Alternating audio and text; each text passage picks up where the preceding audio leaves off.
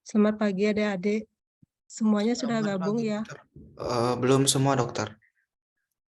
Oke. Apakah suara saya jelas terdengar, Dek? Jelas, dokter.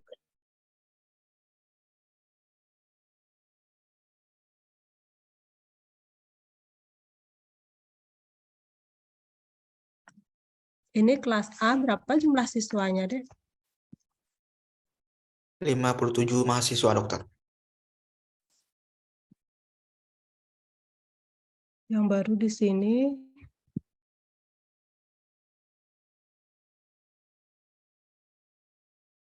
Baru 55, dokter, yang baru join, dokter. ya, tinggal nunggu temannya lagi 5 orang ya.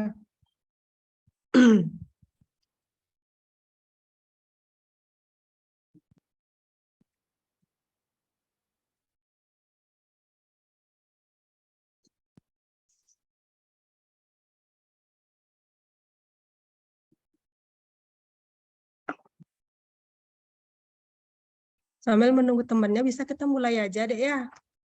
Bisa, dokter. Ya, saya bisa share screen ya.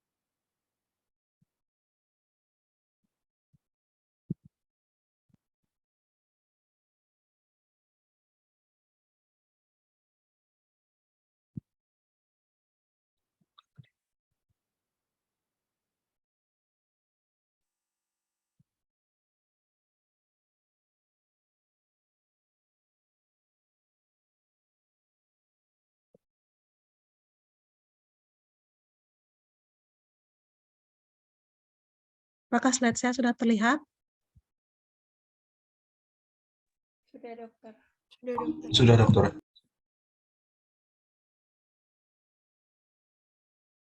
Baik, selamat pagi adik-adik. Kuliah tentang pagi hari ini yaitu tentang pemeriksaan histopatologi yang ditugaskan oleh oleh laboratorium kami untuk memberikan topik pemeriksaan histopatologi. Sebelum kita masuk ke tema pemeriksaan histopatologi, kita review lagi kuliah-kuliah tentang patologi anatomi sebelumnya. Apakah adik-adik masih ingat ruang lingkup pemeriksaan apa saja yang dilakukan oleh laboratorium patologi? Mungkin sudah dijelaskan oleh Dokter Analisa pada awal kuliah, karena ini sangat berkaitan dengan topik kita pada pagi hari ini. Mungkin ada yang bisa menjelaskan sebelumnya apa saja ruang lingkup dari kegiatan dokter spesialis patologi atau analis yang bekerja di laboratorium patologi anatomi. Mungkin ada yang bisa membantu saya untuk mengingatkannya.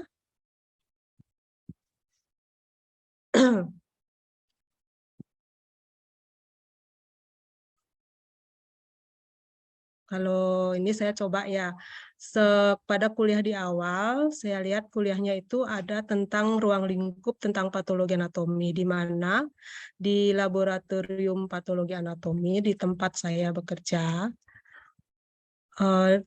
kita mempunyai ruang lingkup pemeriksaan yang kita lakukan di sana adalah pemeriksaan histopatologi, masih ingat? Kemudian sitologi, kemudian ada pemeriksaan imunohistokimia, ada pemeriksaan histokimia, ada pemeriksaan patologi forensik, kemudian ada pemeriksaan patologi molekuler. Di sini khusus kita akan membahas tentang histopatologi, sementara pemeriksaan sitologi yang merupakan pemeriksaan rutin akan diberikan oleh teman sejawat saya yang lain.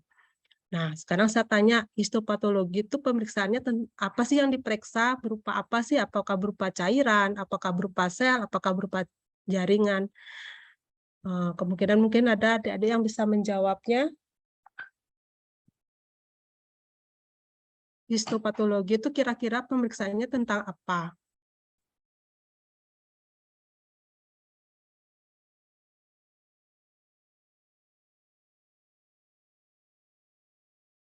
Tentang jaringan, dokter. Dek, ya, tentang Oh, jaringan. ya. Ya. Jaringan ya. Ya, silakan, Dek. Ya. Biar bisa nanti biar lebih ingat kalau adik-adik yang menjawab kan nanti saya yang meluruskan. Histopatologi ini Ya, pemeriksaannya apa yang diperiksa bahannya? Jaringan, dokter. Penyakit pada jaringan. Ya. Oke. Jaringan. Kalau sitologi yang diperiksa adalah sel, ya, lebih di bawah. Kemudian apa sih kaitannya? Kenapa dokter gigi diberikan pelajaran tentang pemeriksaan histopatologi? Apakah seorang dokter gigi itu memerlukan pemeriksaan ini? Mungkin adik-adik bisa menjelaskan dengan beberapa pengalaman sebelumnya, sebelum memilih kedokteran gigi itu, pernah mendengar enggak kalau suatu kasus, suatu penyakit itu harus memeriksakan histopatologi? Jadi berkaitan enggak kira-kira kenapa mahasiswa kedokteran gigi diberikan materi tentang histopatologi? Pemeriksaan patologi, khususnya di sini tentang histopatologi.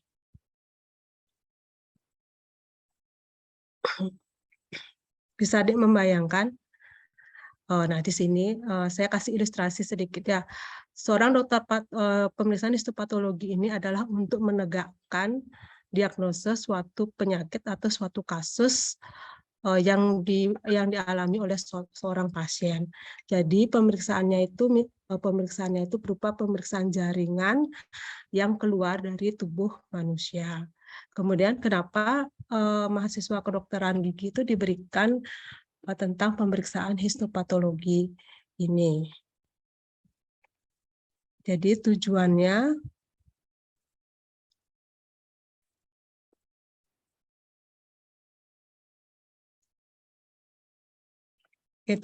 mengapa sebelumnya tujuannya itu adalah mahasiswa di sini diharapkan mampu untuk mengetahui dan memahami tentang alur pemeriksaan histopatologi dan sitologi. Di sini maksudnya begini, saya kasih ilustrasi.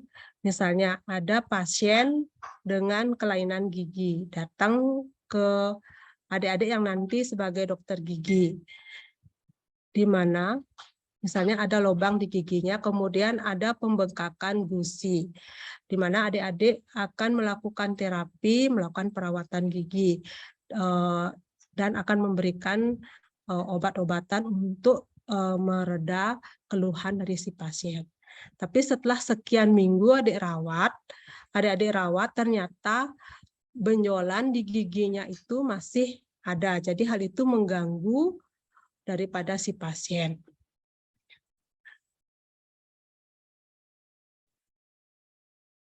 Akhirnya adik-adik sebagai dokter gigi akan berpikir, kenapa sih sampai benjolan itu kok sudah dikasih terapi yang tepat, proses inflamasinya sudah diatasi, kemudian lubang giginya juga sudah dilakukan perawatan, tapi masih menimbulkan suatu benjolan yang mengganggu si pasien. Maka dari itu adik-adik akan berusaha mencari apa penyebabnya dengan jalan melakukan biopsi atau eksisi pada bagian nodul tersebut dengan mengirim pasien itu ke dokter spesialis bedah mulut.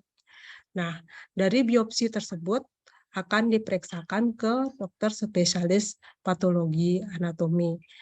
Nah, pasien itu pasti akan bertanya, dokter, kalau saya periksa histologi, pemeriksaan patologi anatomi ini untuk apa sih? Nah, adik-adik kan bisa menjelaskan di sana, itu fungsi dari, itu tujuan kita memberikan mata kuliah ini.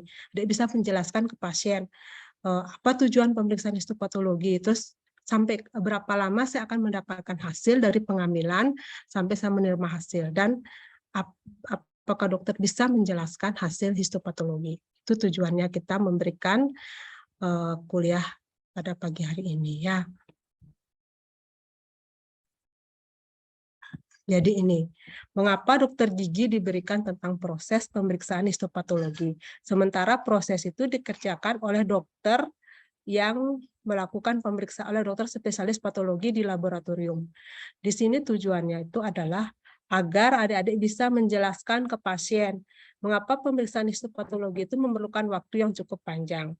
Karena pemeriksaan histopatologi itu dari jaringan diambil sampai mendapatkan hasil bisa memerlukan waktu antara 5 sampai 1 minggu. Kadang-kadang pasien itu kan untuk mengetahui apa penyakit saya itu kan dia penuh kegelisahan. Jadi pasti adik sebagai dokter pertamanya itu akan ditelepon, "Dok, kapan hasil saya jadi? Terus apa nanti hasil saya? Kira-kira apa hasil saya?" Nah, karena waktunya yang panjang untuk mendapatkan hasil itu, adik-adik bisa menjelaskan kenapa bisa mendapatkan hasil yang cukup lama. Ya, jadi processing ini akan kita jelaskan, nanti adik-adik bisa menjelaskan ke pasien, begini loh proses pemeriksaan histopatologi untuk mendapatkan hasil yang memberikan informasi yang tepat terhadap penyakit ibu. Jadi, penyakit ibu atau bapak, jadi adik-adik bisa menjelaskannya secara detail sehingga si pasien bisa menerimanya nanti. Ya. Kemudian yang terpenting di sini juga, untuk mendapatkan informasi yang tepat dari jaringan yang dikirim ke laboratorium patologi, yang paling sangat penting adalah perlakuan di awal dari jaringan tersebut, dan waktu dan cara pengiriman yang tepat. Jadi kalau jaringan itu dikirim dalam waktu dan misalnya diambil, kemudian tidak diberikan fiksasi, sudah terjadi autolisis, maka pada saat pemeriksaan di laboratorium akan mengalami kerusakan pada jaringan sehingga dalam processing selanjutnya tidak akan memberikan informasi yang tepat untuk kasus yang adik-adik kirim. Kemudian cara pengirimannya juga harus tepat. Nanti saya akan jelaskan bagaimana cara pengiriman sampel dengan ukuran sampel tertentu. Kemudian untuk mengetahui kapan hasil didapat, dan untuk menjelaskan hasil dari pemeriksaan histopatologi itu sendiri.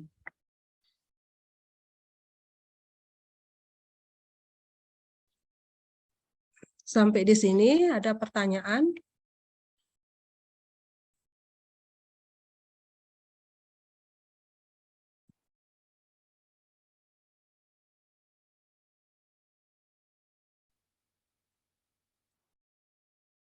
Kalau ada pertanyaan, silakan langsung aja ya ditanyakan pas kuliah sedang berlangsung.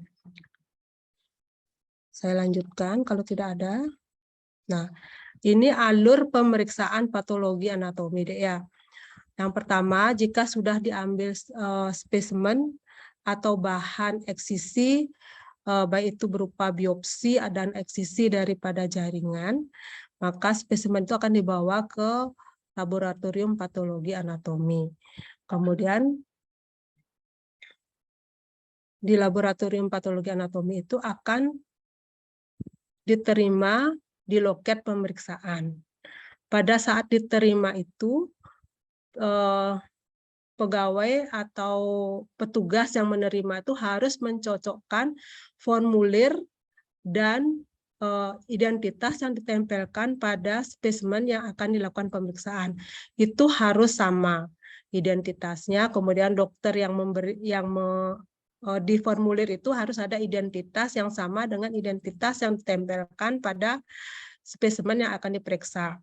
Kemudian pada formulir itu juga harus mencantumkan jenis pemeriksaan apa yang diperiksa, yang diinginkan oleh dokter pengirim. Misalnya dokter spesialis yang biasanya dokter gigi itu adalah dokter spesialis bedah mulut yang sering mengirim spesimen untuk pemeriksaan untuk mengetahui diagnosa pasien selanjutnya. Kemudian yang paling penting itu adalah nama. Nama itu harus sama ya. Kemudian lihat juga lokasi. Biasanya di sampel itu akan ditulis ini lokasinya yang diambil, misalnya di gigi keberapa, di rahang atas, rahang bawah akan ditulis, harus dicocokkan dengan formulir permintaannya. jangan sampai tertukar, karena kadang-kadang di Bali itu namanya bisa sama, tapi ternyata sampelnya itu adalah sampel yang berbeda. Misalnya satu rahang atas, satu rahang bawah. Ya, itu jangan sampai tertukar. Nanti kalau sampai tertukar, diagnosenya juga bisa tertukar, jadi penanganannya tidak tepat ya. Kemudian pasien itu diregistrasi dan ditentukan jenis pemeriksaannya untuk menentukan biaya pemeriksaan.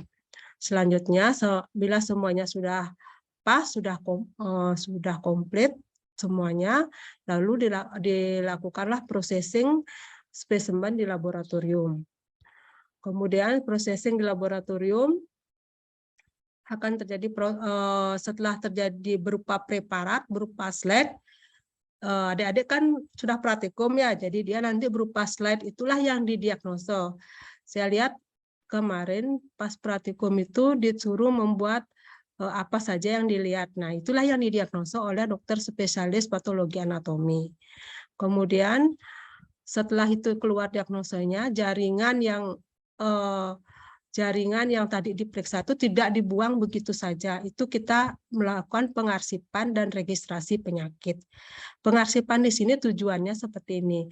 Misalnya diagnosa sudah keluar, kemudian sudah dikasih terapi sesuai dengan diagnosa yang dikeluarkan oleh laboratorium patologi anatomi. Tapi ternyata setelah sekian tahun, misalnya 1 tahun, penyakit itu muncul lagi, residip lagi, maka dia akan si pasien akan kembali ke dokter yang menterapi, dia akan menanyakan kenapa dia muncul lagi. Nah, dokter ini akan berpikir lagi, apakah ada suatu keganasan atau penyakit lain yang menyebabkan munculnya penyakit terdahulu. Maka itu bisa dokter spesialis bedah mulut, dokter gigi spesialis bedah mulut, atau dokter gigi umum yang ditemui pasien itu bisa meminta review kembali hasil yang terdahulu, atau dilakukan pemeriksaan yang lebih tinggi, misalnya pemeriksaan tentang imunohistokimia yang lebih spesifik nanti obatnya, atau pemeriksaan molekuler.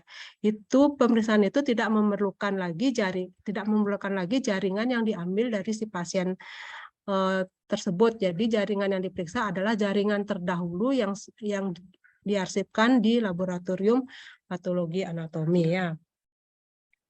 Ini. Kemudian registrasi penyakit ini di laboratorium patologi anatomi juga dicatat misalnya jenis kelaminnya, nama, kemudian penyakitnya apa. Ini bisa dipakai untuk membuat pola penyakit, misalnya di penyakit gigi dan mulut yang terjadi di Indonesia.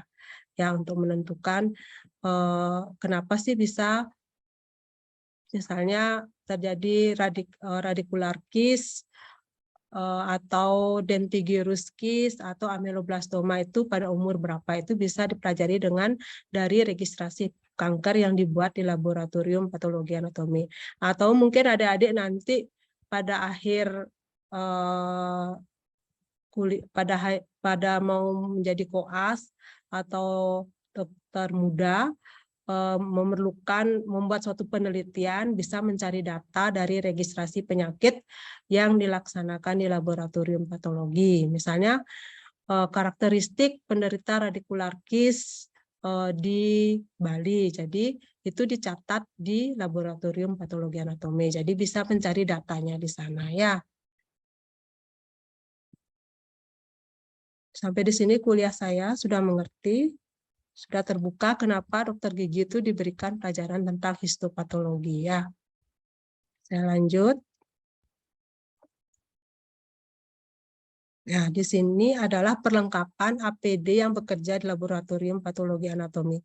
Sama saja dengan perlengkapan APD di bagian-bagian lain. Ya, mungkin di kedokteran gigi juga menggunakan APD yang sama, yaitu menggunakan hand cap, masker, kemudian menggunakan jas untuk pemeriksaan, terus menggunakan sepatu boot. Di sini kita menggunakan sepatu boot itu tujuannya karena pada waktu pemotongan sering terjiprat zat-zat kimia ya.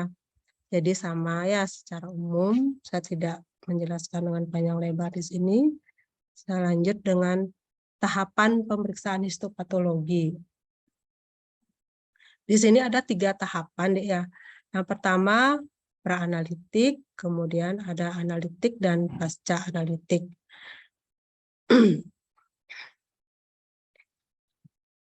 Pada pra-analitik seperti yang saya jelaskan tadi, pada saat penerimaan itu kita harus benar-benar memperhatikan identifikasi identitas pasien.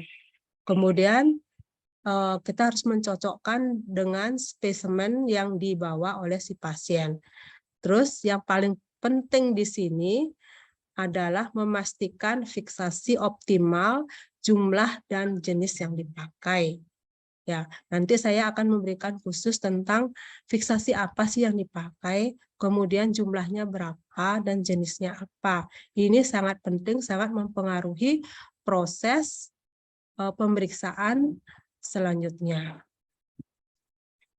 Kalau fiksasinya sudah salah, maka proses selanjutnya itu akan mengalami kesalahan dan akhirnya diagnosis itu tidak bisa ditegakkan dengan tepat sehingga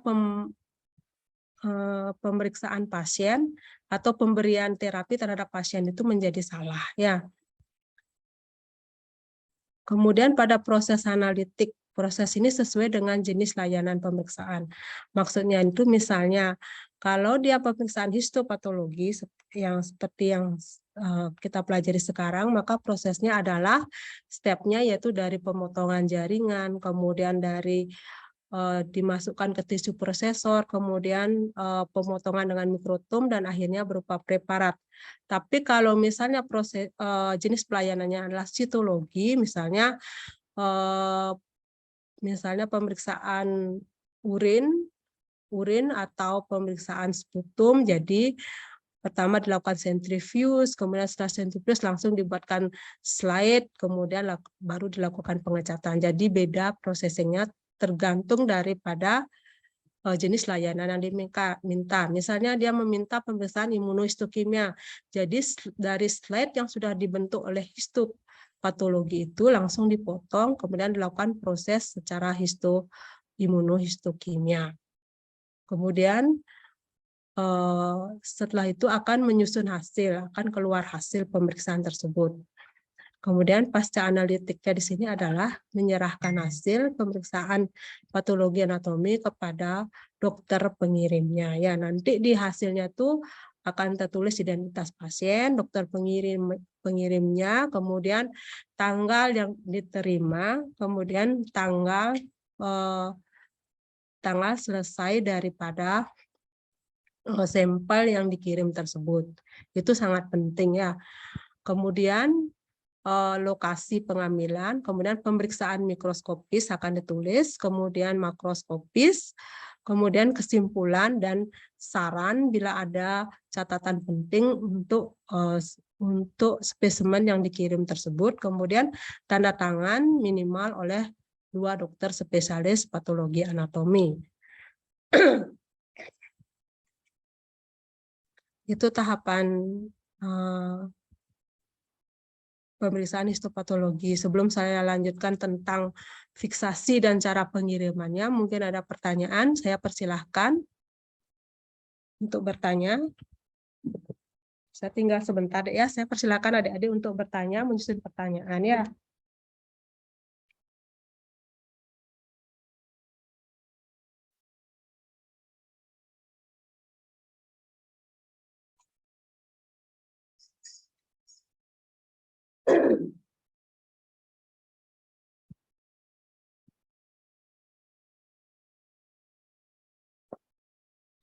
Mana ada pertanyaan?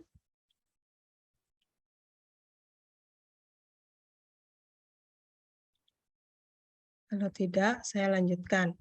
Tadi di awal saya bilang, untuk pemeriksaan histopatologi, jaringan yang diambil atau dieksisi harus diberikan fiksasi yang benar. Nah, di sini saya jelaskan fiksasi apa yang bisa dipakai untuk pemeriksaan histopatologi. Misalnya nih kalau jarak antara tempat pengambilan sampel, misalnya adik-adik nanti bertugas kalau di kota kan banyak rumah sakit yang mempunyai fasilitas layanan laboratorium patologi anatomi. Kalau bekerja di rumah sakit itu biasanya lebih gampang ya.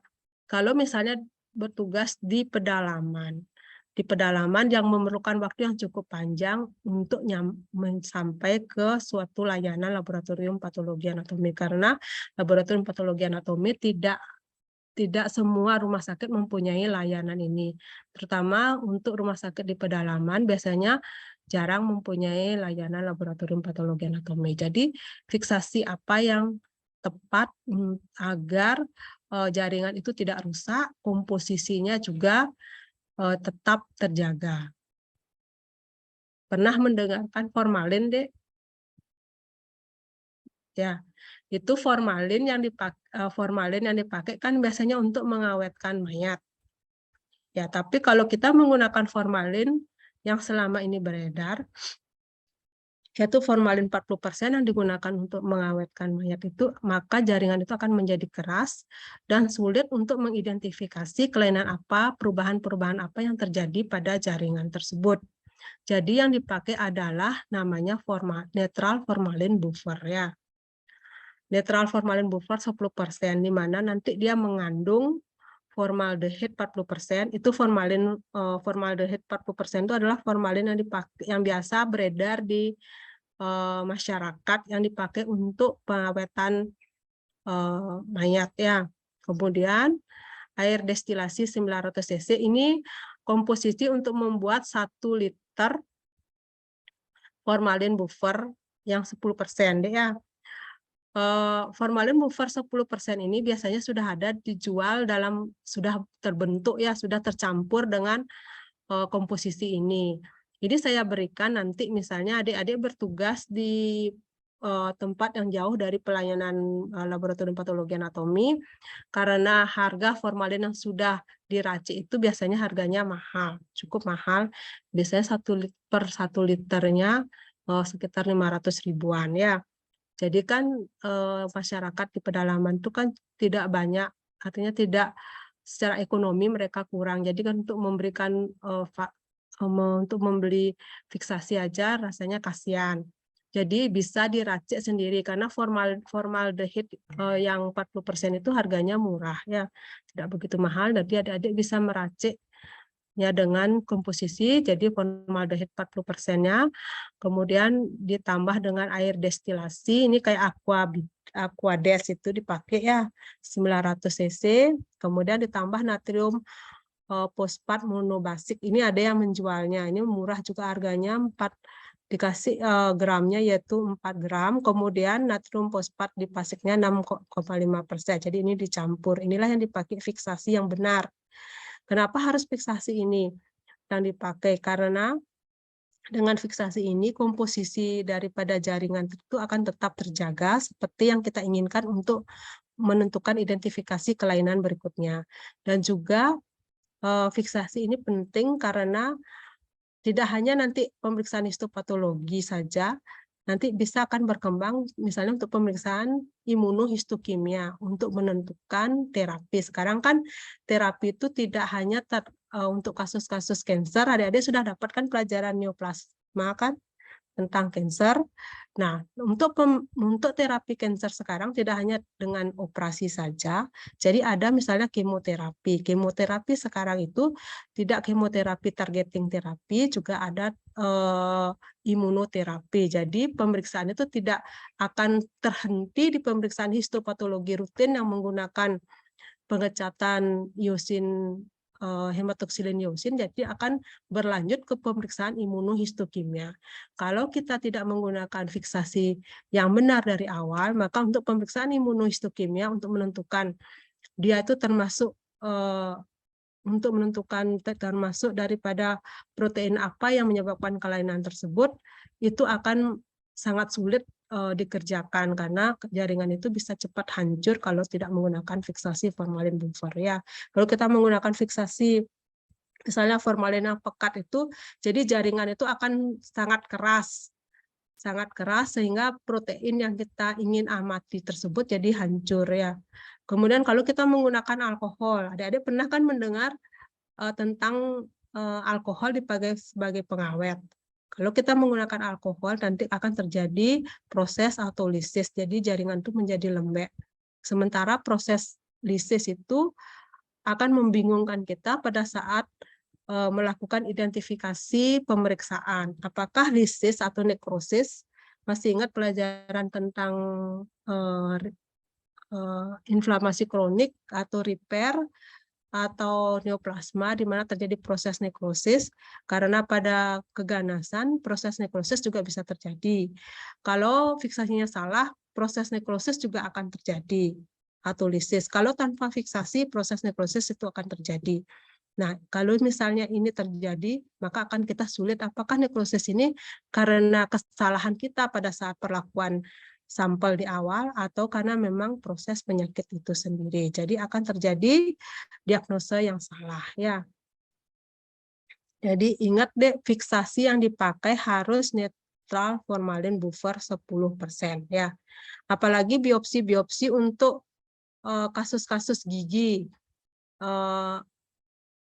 harus menggunakan formalin. Itu kan biopsinya biasanya kecil.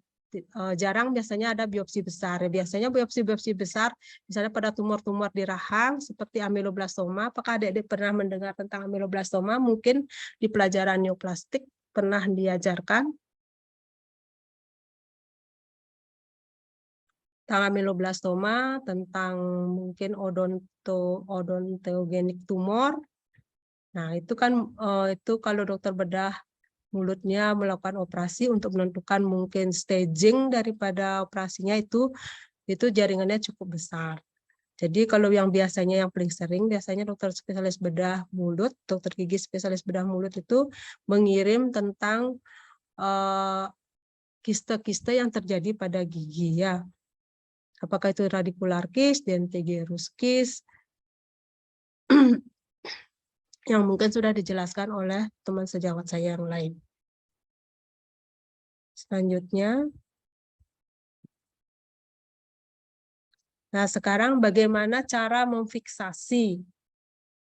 Bagaimana cara memfiksasi yang benar? Tadi udah diketahui fiksasinya dengan menggunakan apa? Dengan menggunakan formalin buffer yang 10%.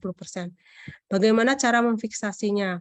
Fiksasinya itu yaitu minimal 5 kali besar daripada volume jaringan yang diperiksa ya. Misalnya volume jaringan yang diperiksa itu diameternya 1 cm. Jadi jumlah fiksasinya dikalikan 5 ya. Jadi dikasih 5 kali daripada volume jaringan yang diperiksa. Jadi dia terendam semuanya. Tapi yang idealnya sih 15 kali sampai 20 kali ya. Tapi itu terlalu banyak. Kemudian jika ada pemeriksaan jaringan itu besar. Jaringan itu besar sebelum kita melakukan pemeriksaan lebih lanjut di laboratorium patologi anatomi. Jadi jaringan itu difiksasi dulu dengan cara disayat atau diiris sejajar. Tapi jangan sampai putus karena untuk mengidentifikasi, untuk menentukan nanti posisi mana yang akan diambil pada saat pemotongan makroskopis ya. Jadi disayat dengan jarak setengah sampai 1 cm dengan jangan sampai putus. Itu kita rendam selama 24 jam dengan menggunakan formalin buffer.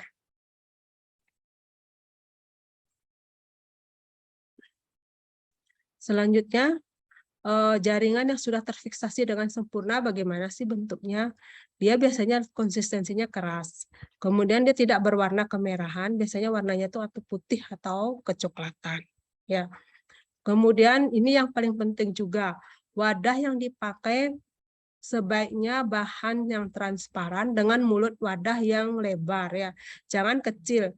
Kalau mulut wadahnya kecil nanti pada saat misalnya biopsi di gigi dimasukkan ke botol injeksi, kan biasanya sering ada botol injeksi, itu kan mulutnya kecil. Nah, pada saat belum dikasih fiksasi, jaringan itu lembek, jadi gampang dia masuk ke tempat atau wadah yang akan dipakai untuk mengirim spesimen. Tapi setelah terjadi proses fiksasi, jaringan itu akan mengeras, jadi dia bisa akan sulit keluar, sulit kita mengeluarkan dari tempat dari wadah tersebut sehingga bisa misalnya terjadi putus atau terjadi koyak. Jadi nanti untuk proses selanjutnya akan kita mengalami kesulitan untuk menentukan diagnostiknya. Ya, jadi mulutnya tuh harus besar ya. Di sini saya kasih contoh. Nah, seperti ini ya. Ini kebetulan yang saya ambil adalah kista ovarium. Jadi kalau misalnya kita pakai mulut wadahnya itu yang kecil, nanti pada saat pengambilannya itu akan sulit. Kita harus memotong wadahnya. Jadi kalau mulutnya ini besar kan dia keras, kita bisa langsung ambil. Di sini juga saya ingin menunjukkan, jadi di wadah tersebut ditempel stiker yang memuat tentang jam pemeriksaan, kemudian nama pasien, umur pasien, jenis kelamin pasien, kemudian kalau misalnya dia mengirim 2 spesimen harus ditulis juga ini diambil dari mana, lokasi pengambilannya. Ya. Dan ini harus dicocokkan benar dengan formulir permintaannya, jangan sampai tertukar. Kalau sampai tertukar, maka diagnosanya juga akan tertukar, maka pasien tidak akan sembuh.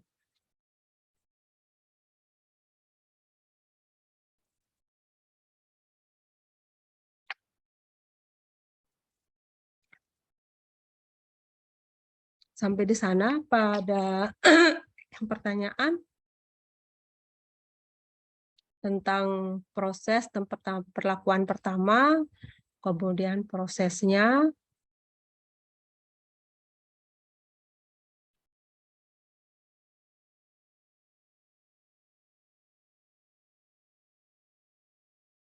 Di sini kenapa saya mewanti-wanti fiksasi itu harus benar.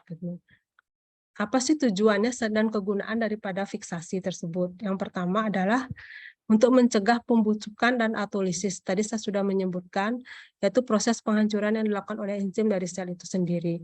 Kalau misalnya terlambat kita memberikan fiksasi, kemudian atau fiksasinya salah, misalnya menggunakan alkohol, apalagi alkohol 70%, maka akan terjadi pembusukan autolisis.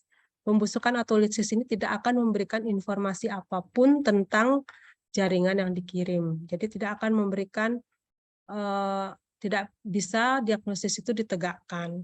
Ya, jadi nanti jawabannya nekrosis begitu saja. Karena nekrosis itu bisa terjadi karena proses pembusukan autolisis yang akibat kesalahan fiksasi atau nekrosis akibat daripada proses terjadinya suatu penyakit, yaitu misalnya proses neoplastik, misalnya keganasan pada tumor-tumor ganas, maka akan terjadi proses nekrosis atau proses inflamasi.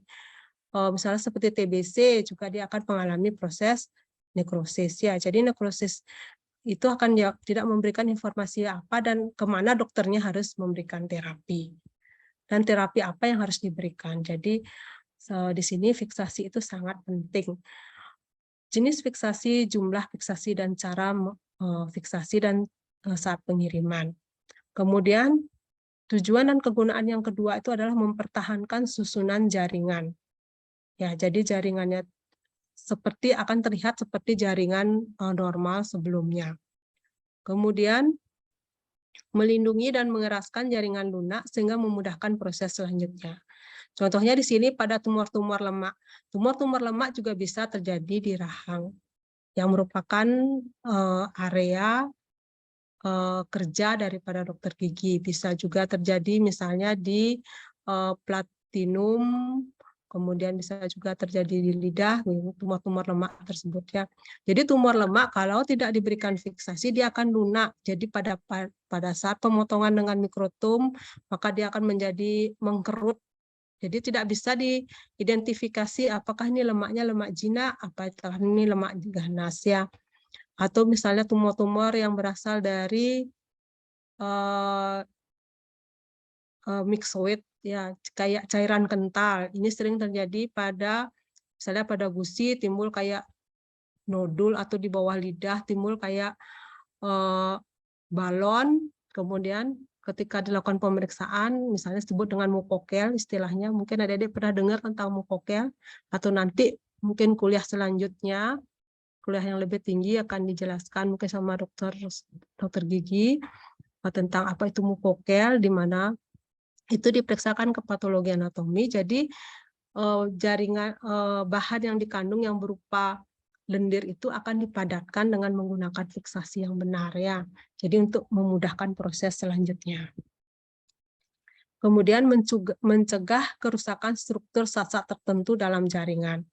Ini maksud di sini adalah struktur-struktur yang kita perlukan untuk pemeriksaan lebih lanjut.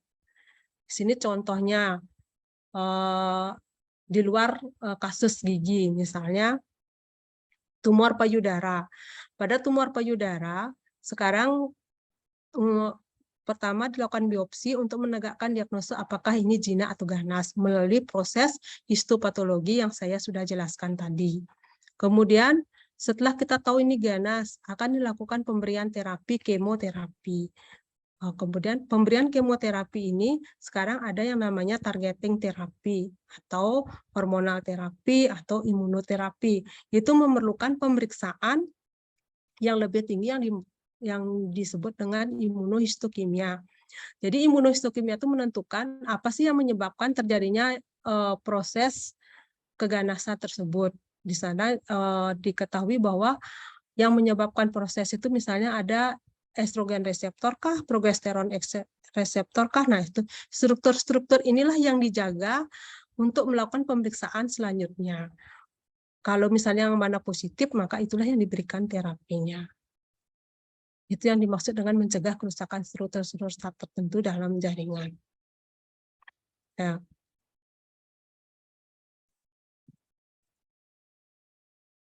Tadi saya sudah menjelaskan secara umum tentang apa yang pemeriksaan histopatologi. Nah, inilah kerja kita di laboratorium patologi anatomi. Ya. Di sini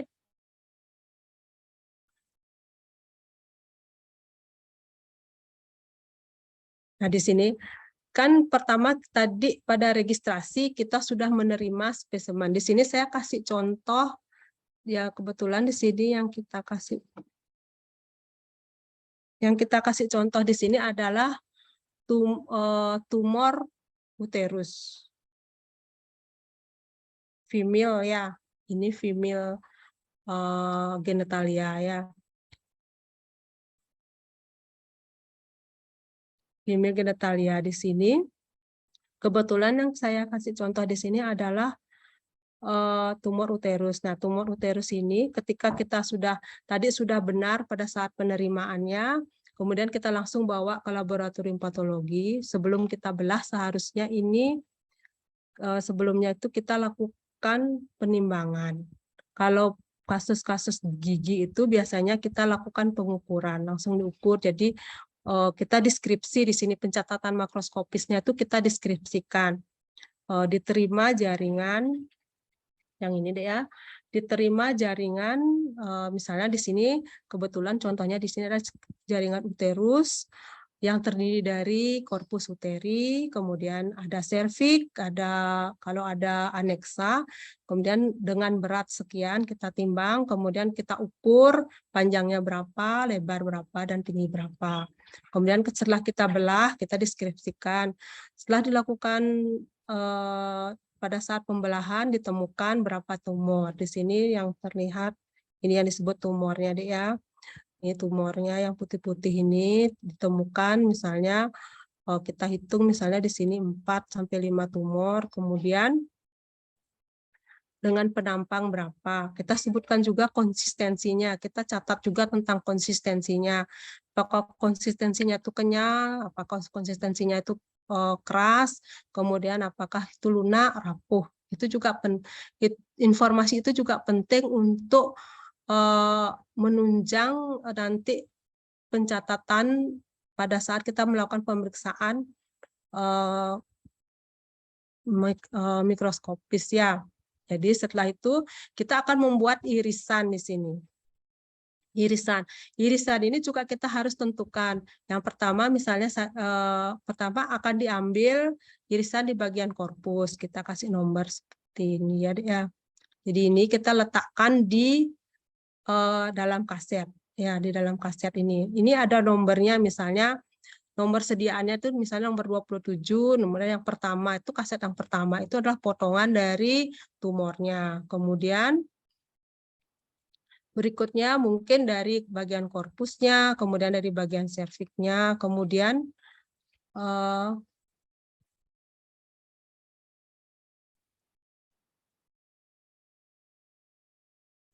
dari bisa mungkin dari aneksanya ya. Jadi dimasukkan ke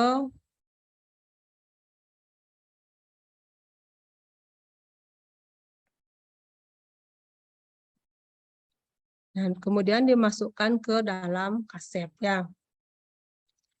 Di sini dimasukkan ke dalam kaset, kemudian setelah di dalam kaset, kemudian dimasukkan ke jaringan yaitu yang disebut dengan auto technicon.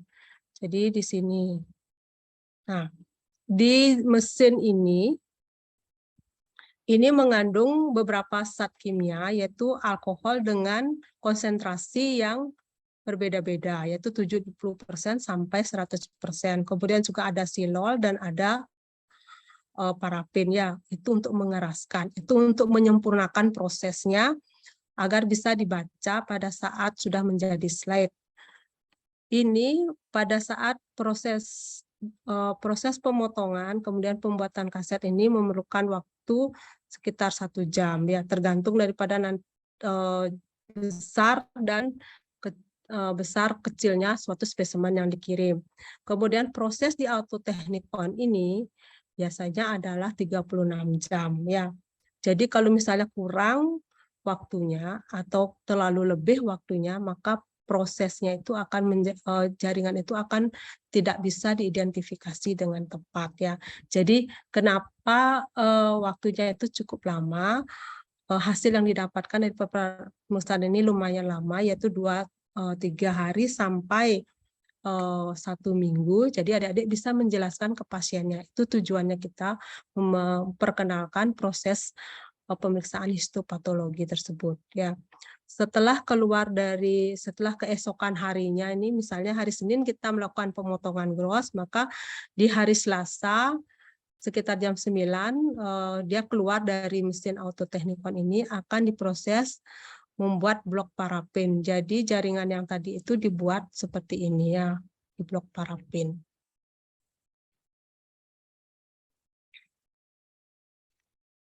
Sampai di sini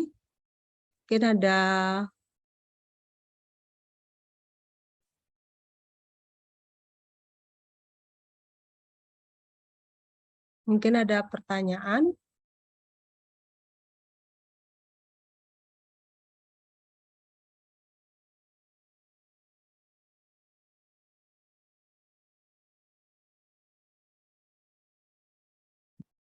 Boleh ditanyakan, Dek.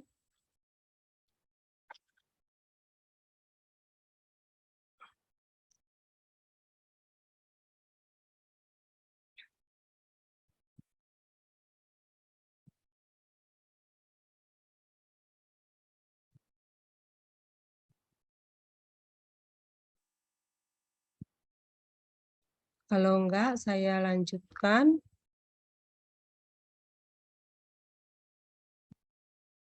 Nah, setelah tadi berupa blok, nanti akan dilakukan pemotongan blok, Dek ya. Pemotongan blok menggunakan alat yang disebut dengan mikrotom. Jadi ini bloknya tuh yang tadi yang sudah keluar dari mesin autotechnikon, kemudian dilakukan embedding namanya. Jadi dia ditanam di blok parafin, jadi nanti bentuknya seperti ini. Seperti ini ya. Nah, ini nanti yang disimpan deh ya, yang disimpan. Nanti ini bisa dijadikan kalau misalnya terjadi review karena adanya kekambuhan terhadap penyakit yang sama, atau mungkin untuk dilakukan karena ada penemuan obat yang baru, mungkin diperlukan pemeriksaan imunohistokimia. Jadi inilah yang diperiksa lagi, bukan diambil. Jadi inilah yang diperiksa lagi. Jadi tidak ngambil spesimen yang baru dari si pasien ya. Kemudian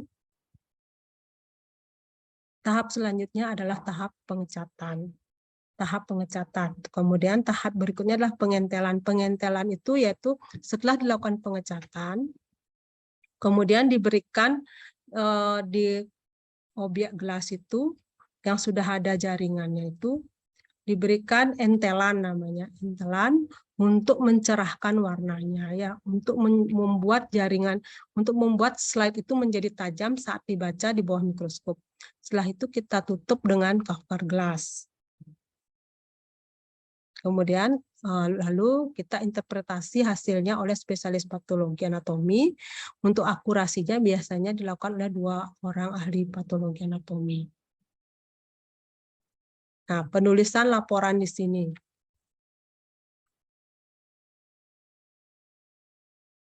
Penulisan laporannya di sini, yaitu diagnosa dan pelaporan disajikan secara lengkap.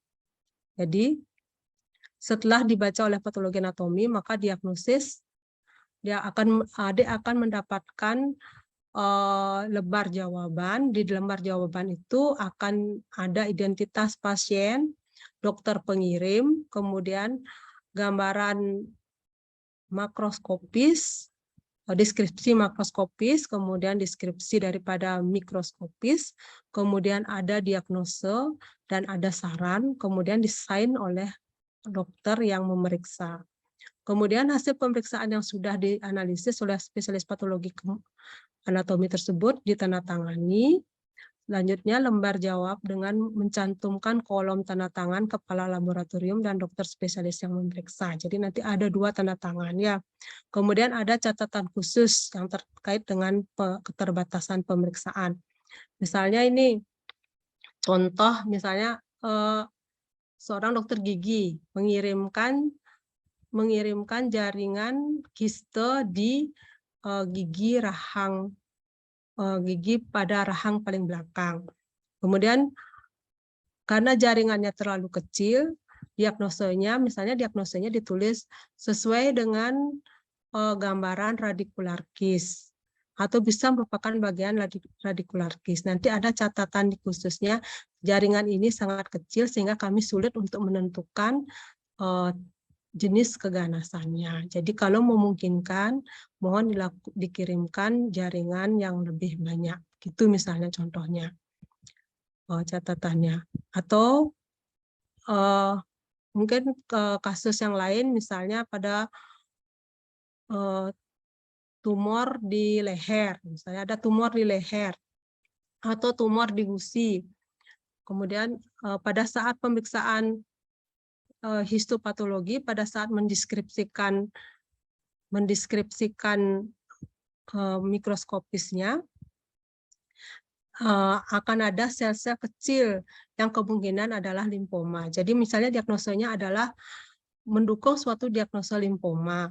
Di diferensial diagnosis misalnya dengan small cell carcinoma. Jadi catatannya itu atau disclaimer-nya bisa catatan tumor ini mohon dilakukan pemeriksaan yang lebih tinggi imunohistokimia untuk menyingkirkan diferensial diagnosis sehingga terapi yang diberikan akan lebih tepat. Itu contoh-contoh daripada catatan khusus yang biasanya kita cantumkan pada lembar jawaban pemeriksaan histopatologi. Jadi itu tentang penulisan laporan.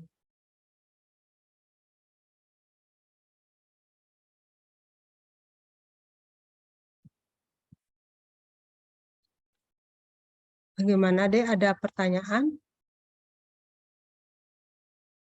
Tentang sampai proses, ini sudah saya menjelaskan sudah sampai proses pemeriksaan, keluarnya pemeriksaan histopatologi ya.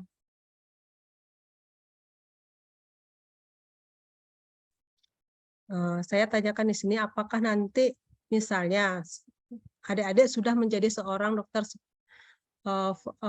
gigi yang bertugas di puskesmas, menemukan kasus adanya kasus misalnya adanya benjolan di daerah gigi yang berlubang, kemudian adik bisa melakukan biopsi. Bisakah adik menjelaskan bagaimana apa yang akan dilakukan selanjutnya untuk memberikan terapi yang tepat pada pasien ini? Mungkin salah satu dari adik-adik bisa menjelaskan ke saya untuk mengetahui apakah apa yang saya jelaskan tadi itu sudah mengerti apa belum? Silakan. Silakan adik-adik menjawab atau yang mewakili nanti sebutkan nomor absennya.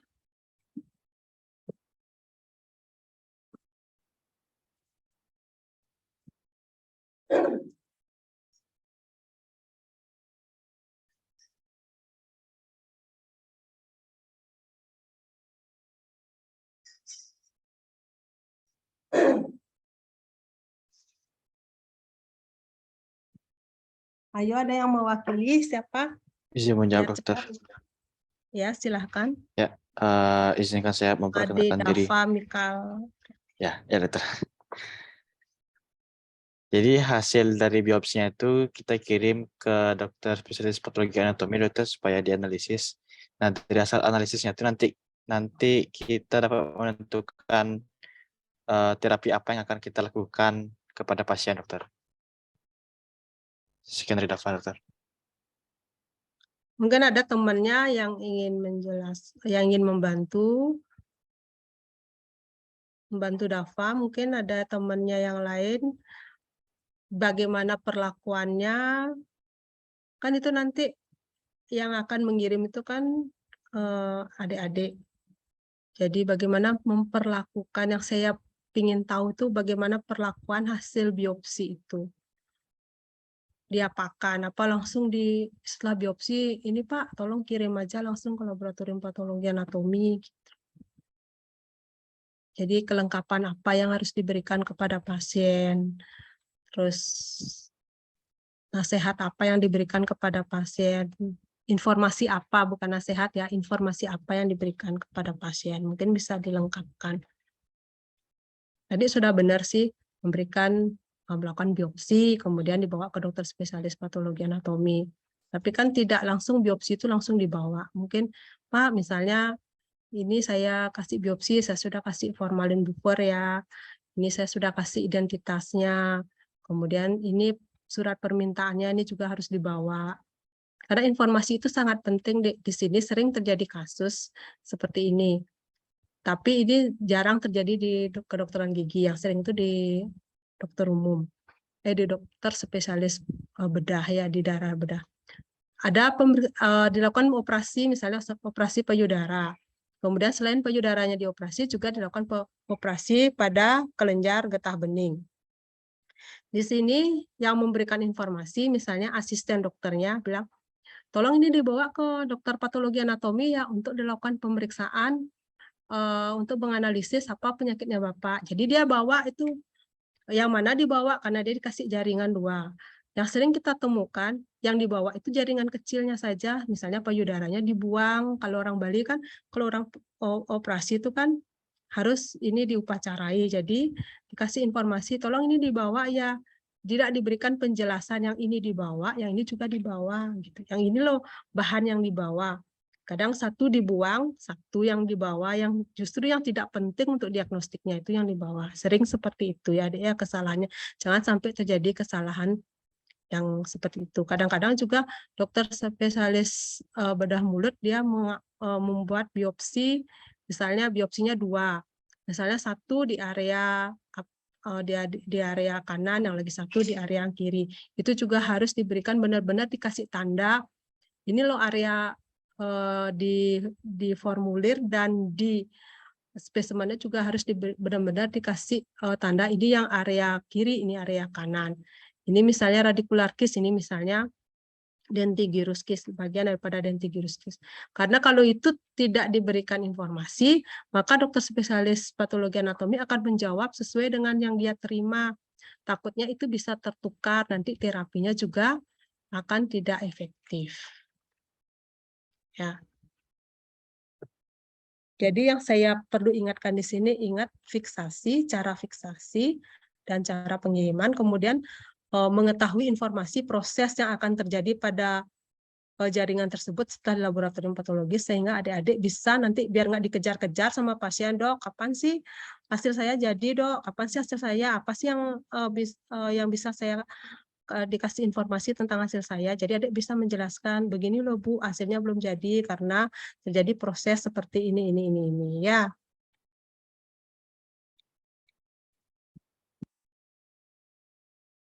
Saya lanjutkan. Kalau tidak ada lagi yang mau menjawab, saya lanjutkan. Nah, ini pengarsipannya ya, Adik ya. Ini pengarsipannya. Jadi, setelah kita melakukan pemeriksaan sudah dapat hasil, sekarang saya ingin memberikan informasi tentang apa yang dilakukan terhadap spesimen-spesimen yang diperiksa. Misalnya spesimen basah di sini yang dimaksud adalah ada bagian sisa-sisa jaringan yang kita tidak proses, itu kita biasanya kita simpan selama 4 minggu. Jadi setelah 4 minggu langsung dimusnahkan ya. Kemudian blok parafin tadi yang saya sudah perlihatkan itu kita simpan pengarsipannya selama 10 tahun. Jadi selama 10 tahun itu kita simpan. Nah, ini bisa dipakai untuk penelitian, kemudian bisa untuk mereview bila terjadi masalah lagi dengan pasien tersebut, atau bisa melakukan pemeriksaan yang lebih tinggi untuk memberikan terapi yang lebih paling tepat terhadap pasien-pasien tertentu. Kemudian slide mikroskop itu yang berupa kaca itu, Dek. Jadi bisa disimpan 5-10 tahun. Kemudian arsip-arsip laporan kertas dan elektronik disimpan selama 10 tahun. Misalnya pasien ini menderita tumor di rahang. Setelah dilakukan terapi, sembuh, kemudian 5 tahun lagi dia muncul lagi di area tersebut atau area yang lain. Terus ditanya, dulu pernah operasi? Pernah. Kemudian, dulu pernah operasi deh, Pak, Ibu pernah. Apa hasil PA-nya gitu? Saya tidak tahu dok, apa hasil PA-nya. Yang jelas dibilang jinak gitu misalnya. Jadi dokter tuh kalau mengambil lagi kan perlu biaya yang banyak. Jadi dokter itu mencoba boleh lagi di mana dulu diperiksa patologinya. Jadi dokter itu bisa menulis surat permintaan untuk diberikan lagi laporan tentang hasil patologi anatomi dari si pasien tersebut ke laboratorium PA ya, ke laboratorium PA. Kemudian misalnya udah kedapat nih hasilnya, ternyata hasilnya dulu jinak. Terus tapi kenapa ya bisa residip lagi? Kan biasanya kayak ameloblastoma misalnya, dia kan memang dari kata-katanya dia jinak, tapi dia bisa muncul lagi. Kemudian dokternya berpikir, mungkin ini ganas. Jadi dokter saya ingin mereview deh hasilnya ini, dibaca ulang lagi. Itu bisa juga dilakukan permintaan ke spesialis patologi yang memeriksa itu, mohon dilakukan review untuk sediaan yang sudah dilaksanakan selama 5 tahun. Jadi slide-nya itu masih ada, masih disimpan deh ya. Kemudian ternyata dari slide, ternyata ada proses keganasan setelah dilakukan pemeriksaan ulang, adanya proses keganasan yang kemungkinan berasal dari ini. Jadi nanti sarannya mohon dilakukan pemeriksaan imunohistokimia. Jadi blok parafinnya masih bisa diperiksa ya, karena masih disimpan selama 10 tahun. Itu pengarsipannya kita. Kemudian selanjutnya, nah di sini saya akan menjelaskan, tadi kan kita sebenarnya sudah selesai tentang histopatologi, tetapi di layanan kami ada namanya layanan potong buku atau frozen section ya. Di sini saya perkenalkan saja, saya berikan informasi. Ini juga sangat penting bila nanti siapa tahu adik-adik nanti melanjutkan ke spesialis bedah mulut yang memerlukan layanan ini ya. Jadi layanan potong buku ini adalah pemeriksaan yang menggunakan metode potong buku, pemeriksaan jaringan yang dilakukan secara cepat dengan metode fiksasi pembekuan cepat Duranto operasi. Jadi pemeriksaan patologi ini dilakukan pada saat pasien masih dalam masa operatif ya. Tujuan pada pemeriksaan potong buku ini adalah untuk memberikan arahan kepada klinisi tentang tindakan selanjut intraoperatif. Jadi pemeriksaan ini adalah untuk memberikan apakah operasinya itu sudah selesai segitu saja, atau mungkin perlu dilanjutkan karena ada bagian tepi-tepi yang mengalami yang masih ada sel-sel invasif sel ganasnya. Kemudian ruangan untuk melakukan potong beku ini harus berada di instalasi bedah atau sangat dekat dengan instalasi bedah untuk mempercepat pengiriman jaringan serta keseluruhan proses diagnostik potong beku. Karena pada pemeriksaan potong beku ini tidak diberikan fiksasi seperti pemeriksaan histopatologi rutin yang tadi saya jelaskan. Ini tanpa fiksasi, fiksasinya nanti dengan cara pembekuan di laboratorium patologi. Maka dari itu tempatnya harus dekat dengan instalasi bedah sentral ya. Kemudian apa sih indikasi atau tujuan potong beku ini? Yang pertama untuk menegakkan diagnosis potong beku untuk keputusan intraoperatif. Jadi seperti ini, misalnya di sini contohnya untuk kasus gigi. Misalnya ada benjolan di rahang. Kemudian dokternya ingin mengetahui nih, apakah ini saya perlu operasi seluruhnya, apa cuman perlu operasi yang benjolannya aja. Jadi dimintalah layanan tentang potong beku. Jadi diambil dulu sedikit jaringannya, dibawa ke laboratorium patologi anatomi, nanti langsung diperiksa, biasanya sekitar 30 menit hasil sudah keluar. Dari hasil sudah keluar tuh, oh ternyata ini hasilnya adalah misalnya keganasan. Jadi dokternya akan melanjutkan operasinya yaitu dengan memperluas area operatif. Kemudian untuk menilai batas operasi, di sini maksudnya sudah diambil jaringan tersebut. Kemudian di tepi-tepinya itu diperiksalah patologi anatomi dengan sistem potong beku atau frozen section ini. Apakah batas-batas operasinya itu masih mengandung sel ganas apa enggak? Kalau sudah tidak mengandung sel ganas, kalau jawaban dari PA itu sudah tidak mengandung sel ganas, maka operasi bisa dihentikan. Tapi kalau masih mengandung sel ganas, maka operasi dilanjutkan dengan memperluas area operatif. Kemudian berikutnya adalah menilai keadekuatan jaringan dari spesimen biopsi dalam suatu prosedur terbuka atau rumit. Di sini contohnya, misalnya pada operasi misalnya di hati, kita mengambil biopsi. Hati itu kan sangat sulit untuk mengambil suatu biopsi dan dia sangat rentan terjadi perdarahan. Jadi diambil sedikit biopsinya, kemudian langsung dilakukan proses potong beku. Bila misalnya sudah bisa diambil suatu tarik kesimpulan, maka kita bilang bahwa jaringan yang dikirim itu adalah sudah adekuat untuk menarik suatu kesimpulan dari penyakit tersebut. Tapi kalau misalnya hasil yang didapat itu cuma nekrosis yang tidak bisa kita kasih informatif, jadi kita kasih tahu dokter operatornya bahwa ini tidak cukup, spesimen ini tidak bisa untuk menarik suatu kesimpulan. Jadi dokternya akan mengambil spesimen lagi. Jadi di sini pasien masih dalam pengaruh anestesi atau masih di ruang operasi ya. Kalau yang histopatologi rutin itu kan spesimennya dikirim setelah pasien selesai melakukan tindakan operasi. Kalau ini pasien masih dalam ruang operasi. Jadi itu perbedaannya, Adik ya. Ada pertanyaan?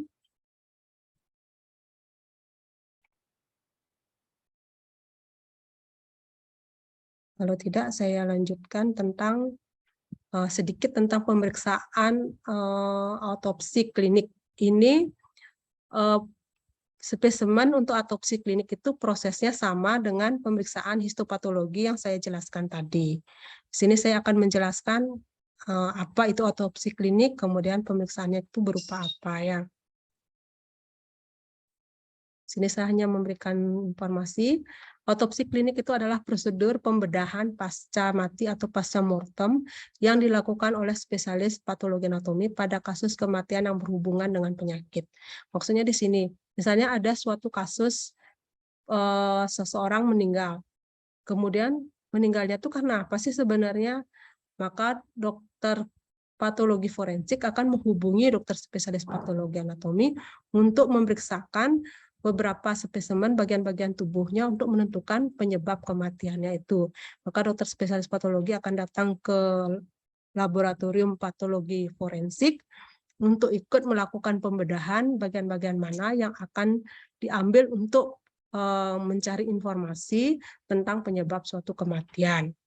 Kemudian pemeriksaan yang dilakukan ini adalah berupa pemeriksaan luar dan pemeriksaan dalam. Kemudian pemeriksaan itu dapat meliputi pemeriksaan makroskopis dan mikroskopis seluruh organ dengan pulasan rutin dan khusus ya. Itu yang saya sudah jelaskan tadi, pulasan rutin itu yang menggunakan hematoksilin hyosin dengan proses yang sama seperti yang saya jelaskan tadi. Kemudian proses dengan pulasan khusus itu misalnya dengan pemeriksaan imunohistokimia atau histokimia. Ya, misalnya histokimia itu dengan Gimsha, dengan Kongoret, dan lain-lain ya. Kemudian hasil daripada pemeriksaan itu akan disimpulkan sebagai laporan lengkap dari autopsi klinik. Jadi di sana nanti berbeda jawabannya itu misalnya karena kita mengambil banyak organ, misalnya pada jantung proses apa yang terjadi kita tulis ya. Kemudian pada paru terjadi proses apa. Dari semua organ itu kita simpulkan nanti kejadian kematiannya itu karena gagal nafas akibat dari adanya penyakit apa gitu ya. Kemudian tujuan pemeriksaan autopsi klinik ini adalah untuk mencari dan menentukan penyebab dan cara kematian serta mengevaluasi penyakit atau jejas yang terjadi.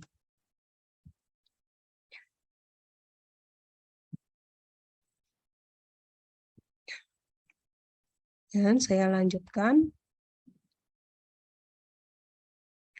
Kemudian sedikit tentang pemeriksaan patologi molekuler. Tadi saya sudah beberapa kali telah menyebutkan setelah melakukan pemeriksaan histopatologi rutin, biasanya bila terjadi kasus itu kekambuhan atau akan memberikan terapi yang terbaru, maka diperlukanlah pemeriksaan yang lebih tinggi dari bahan yang sudah diproses tadi ya. Jadi layanan patologi molekuler dapat mencakup layanan deteksi gen dengan menggunakan teknik in situ hibridisasi untuk menilai amplifikasi gen dan translokasi kromosom, kemudian juga tentang polymerase chain reaction atau PCR untuk menilai mutasi gen. Ini mungkin sering didengar ya pada masa COVID pemeriksaan PCR ini ya. Kemudian perbedaan yang mendasar kedua teknik itu adalah lokasi gen yang dideteksi ya. Ini pemeriksaan ini untuk patologi anatomi cukup mahal, jadi jarang dilakukan pemeriksaan ini.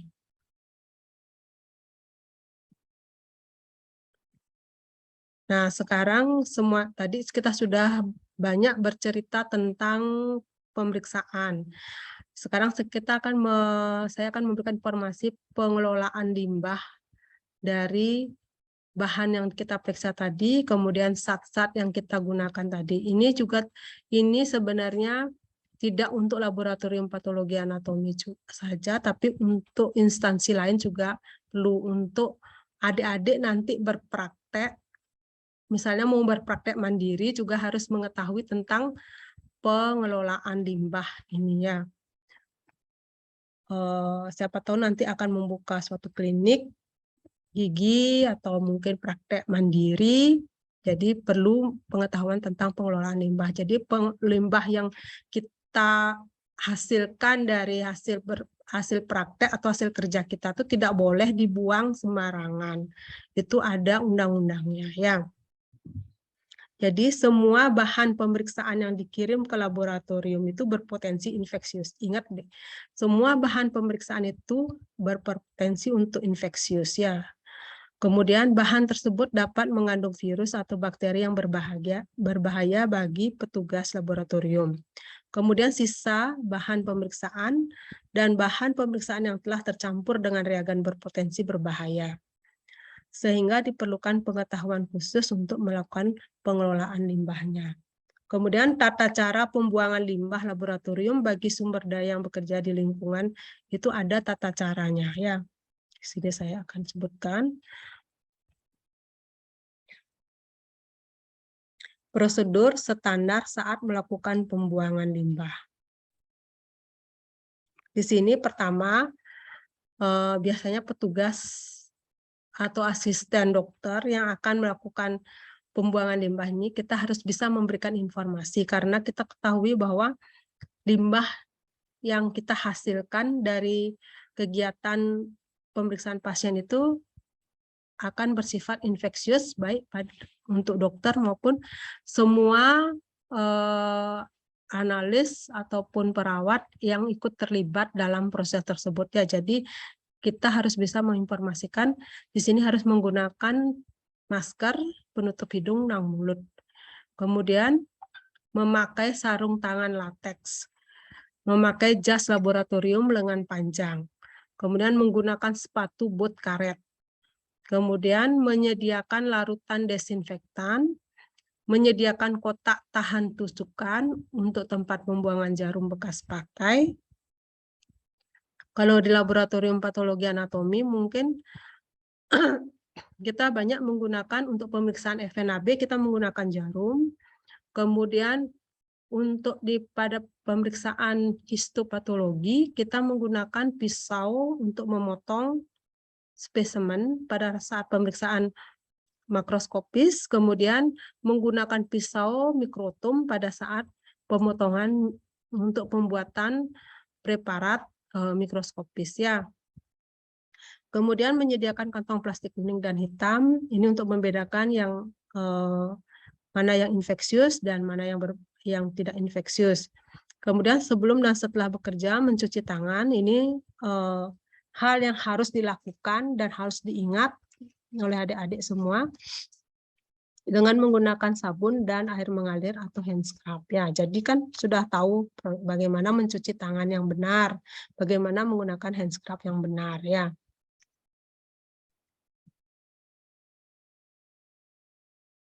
Nah, pembuangan limbah. Saya lanjutkan pembuangan limbah padat. Di sini di laboratorium patologi ini, jenis limbah itu bisa berupa sisa jaringan, bisa berupa limbah kontainer atau plastik yang dipakai pada saat pengiriman jaringan.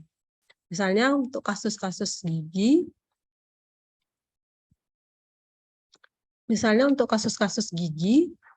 biasanya kan sampel itu kita semua pakai karena jumlahnya sedikit atau ukurannya kecil, jadi semua dipakai. Jadi limbahnya di sini adalah berupa kontainer atau bahan plastik yang dipakai mengirim spesimen tersebut.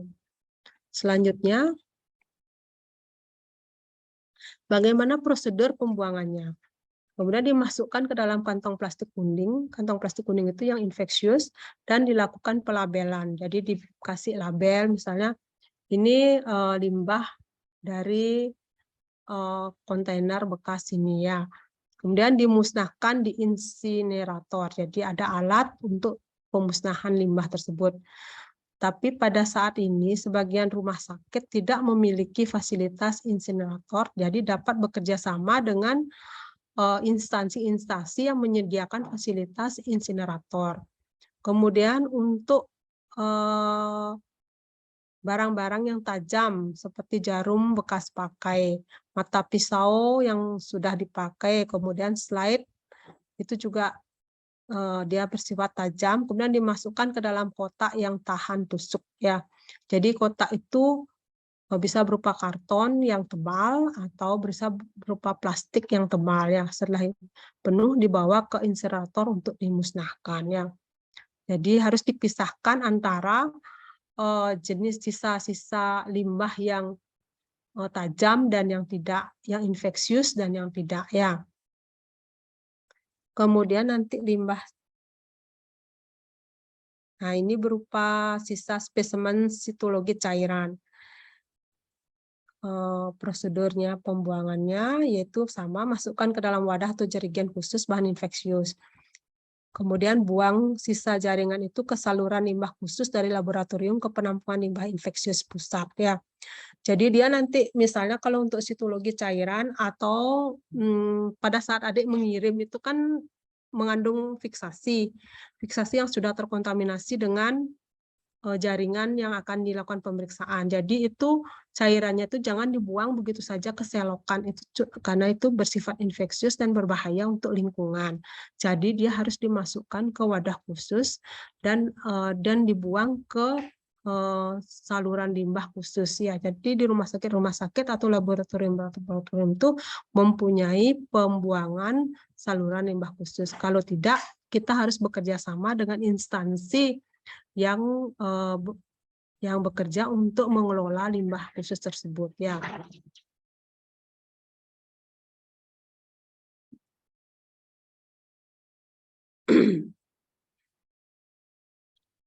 Kemudian limbah bahan kimiawi. Tadi pada saat kita melakukan pemeriksaan histopatologi, kita menggunakan, tadi saya bilang untuk fiksasi formalin. Kemudian di alat yang besar itu atau alat autoteknikon itu, kita menggunakan silol, menggunakan alkohol dengan konsentrasi yang berbeda. Kemudian kita juga menggunakan etanol, kemudian untuk pengecatan kita menggunakan hematoksilin dan iosin, itu kan tidak bisa dipakai seterusnya. Dalam 1 minggu kita harus ganti, dalam 1 sampai 2 minggu itu kita harus ganti untuk mendapatkan hasil preparat yang bisa memberikan informasi yang tepat.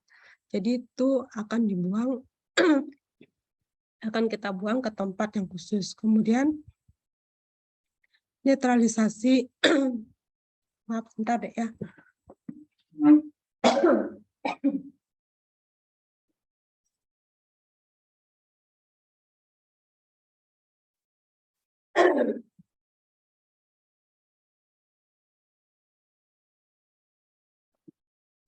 Saya lanjutkan.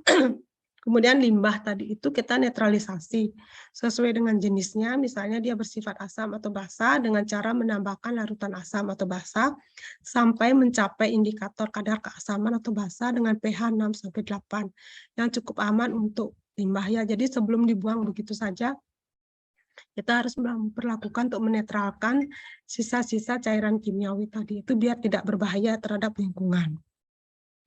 Kemudian kita masukkan ke dalam wadah atau jerigen khusus untuk bahan kimia. Kemudian buang sisa cairan ke saluran limbah khusus dari laboratorium ke penampungan limbah infeksius pusat ya.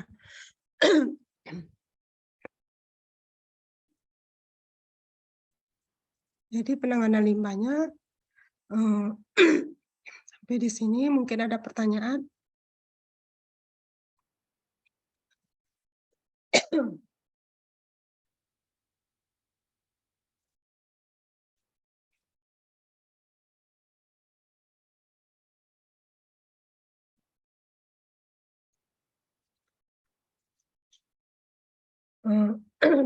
Mungkin ada pertanyaan deh sebelum kita akhiri kuliahnya ini yang belum dimengerti dari yang saya jelaskan dari awal. Saya persilakan.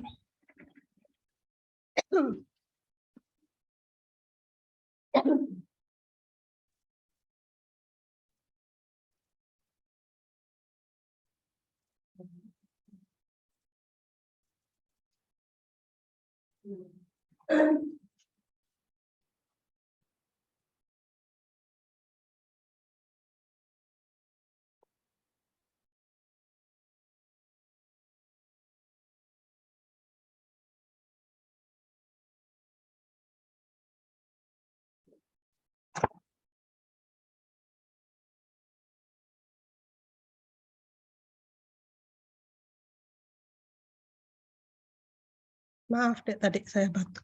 Ada pertanyaan? Sudah mengerti?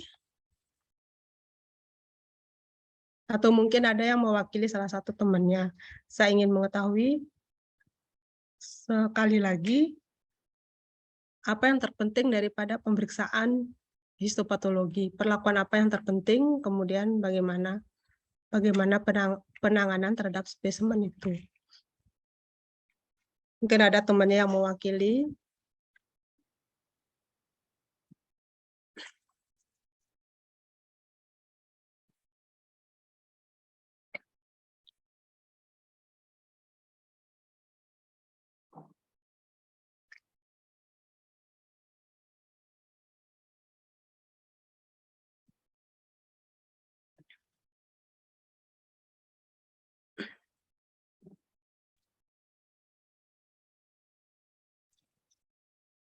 Masih banyak waktunya, mungkin ada yang bertanya, saya kasih kesempatan untuk bertanya pada hal yang belum dimengerti atau menjawab pertanyaan saya tadi.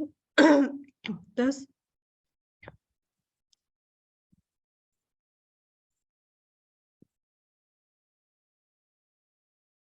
kalau adik-adik misalnya ingin melakukan pemeriksaan patologi anatomi, apakah pemeriksaan yang ini dilakukan merupakan rujukan ke dokter spesialis patologi anatomi, apa merupakan suatu proses konsul?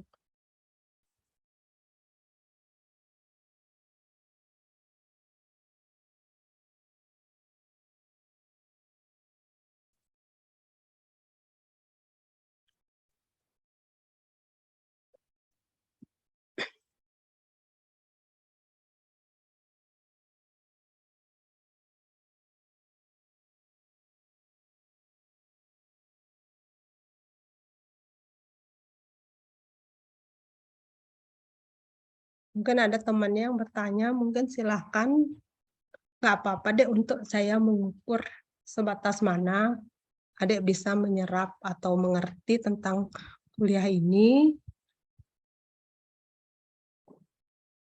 Karena pemeriksaan histopatologi ini sangat penting nanti misalnya adik-adik sudah menjadi dokter gigi, menemukan kesulitan, jadi ada ingat, oh ternyata saya harus melakukan pemeriksaan histopatologi. Terus saya akan mengambil nih jaringannya. Terus gimana ya apa yang saya harus lakukan? Perlakuan apa yang saya harus berikan kepada jaringan tersebut? Kemudian, apakah saya konsul atau saya rujuk nih pasiennya ke dokter spesialis patologi anatomi? Seperti itu.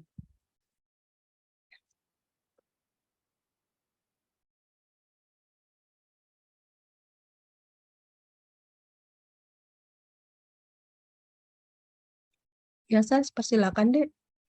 Siapa nih? Siapa yang mau menjawab? Dari 57 mahasiswa, mungkin ketua kelasnya atau wakilnya atau sekretarisnya.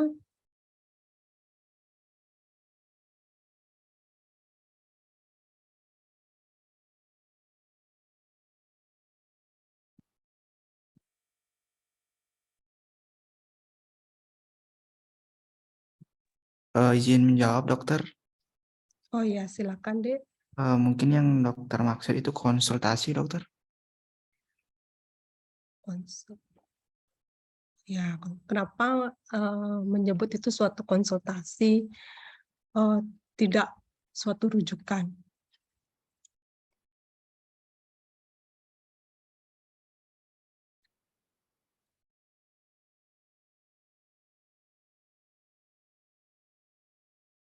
Siapa tadi yang menjawab, Dek? Saya dokter. Namanya?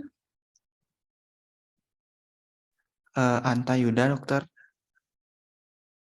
Oh ya, kenapa Dek memilih pemeriksaan itu merupakan konsultasi, bukan merujuk?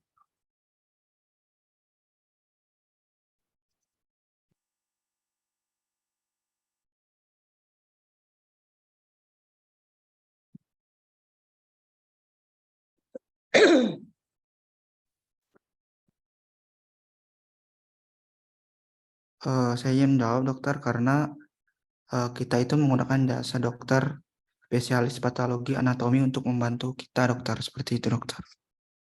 Ya, Jadi tidak ya, memberikan hak ke tempat lain dokter, seperti itu. ya, jawabannya tepat ya. Jadi untuk pemeriksaan histopatologi itu adalah konsultasi antara dokter ke dokter. Misalnya di sini contohnya dokter gigi ke dokter spesialis patologi atau dokter bedah ke dokter spesialis patologi. Ini adalah konsul antara dokter untuk menentukan diagnosis, tidak mengirim pasiennya ke dokter patologi anatomi kecuali pasien untuk final aspirasi biopsi ya. Jadi pemeriksaan ini adalah merupakan konsultasi untuk menunjang diagnosa klinis. Jadi kan contoh di sini misalnya mukokel atau epulis. Pernah mendengarkan kata epulis? Epulis itu misalnya ada benjolan di gigi. Jadi adik-adik melakukan diagnosa klinis ini adalah suatu epulis. Benarkah ini suatu epulis? Jadi mengambil biopsi, kemudian melakukan konsultasi, mengirimkan spesimennya ke dokter spesialis patologi untuk menunjang diagnostik klinis yang adik buat. Apakah diagnostiknya itu sesuai dengan yang kita dapatkan atau ada hal lain, misalnya suatu keganasan atau cuman inflamasi murni. Jadi jawabannya yang tadi tepat ya, suatu konsultasi dari dokter klinisi ke dokter spesialis patologi anatomi.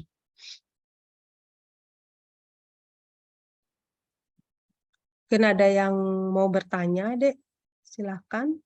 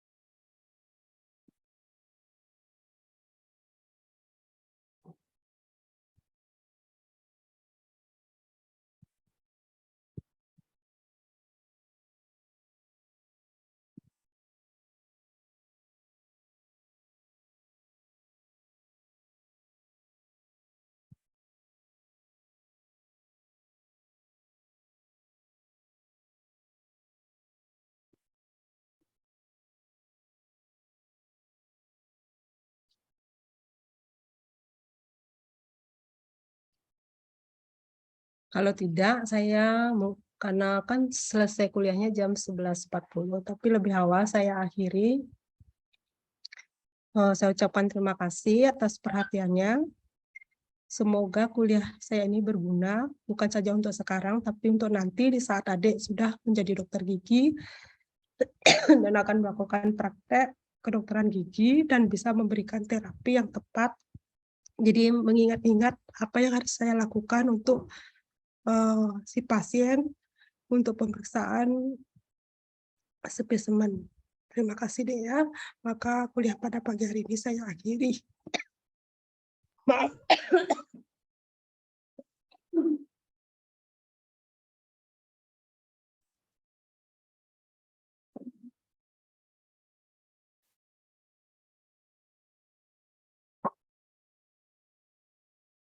Terima kasih Dek ya.